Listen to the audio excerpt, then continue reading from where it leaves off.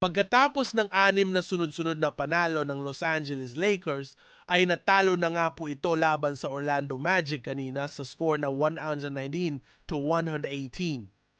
Bigong maipasok ni Anthony Davis ang sanay potential game-winning free throws para ibigay sana sa Lakers ang panalo.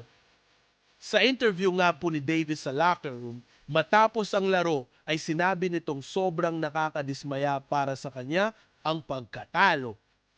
Dahil dyan nga po ay sinamantala ng Magic ang huling tira at tagumpay nga pong naipasok ni Franz Wagner ang isang step back 3-point shot para ibigay sa Magic ang isang puntos na kalamangan. Dikdikan ang naging laban sa pagitan ng dalawang kupunan. Parehong ayaw magpatalo ng dalawang team kaya hanggang sa huling segundo ay dikdikan ang naging laban. Sa kabila ng pagkaralo, patuloy pa ring nagtatala si AD ng MVP stats. Nagtala ito ng 39 points, 9 rebounds at may 2 assist.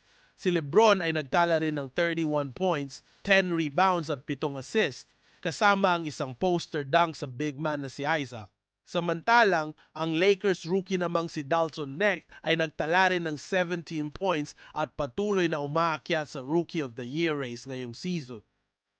Sa kabilang banda naman po ay pinangunahan naman ni Franz Wagner ang visiting team na Orlando Magic sa panalo nito sa pagtatala ng 37 points, 11 assists at 6 na rebounds. Ang Magic at Lakers ay parehong nakaupo sa pang-apat na pwesto sa standing ngayon sa kanilang conference at asahang aangat pa kapag manalo ito sa mga susunod nilang mga laro.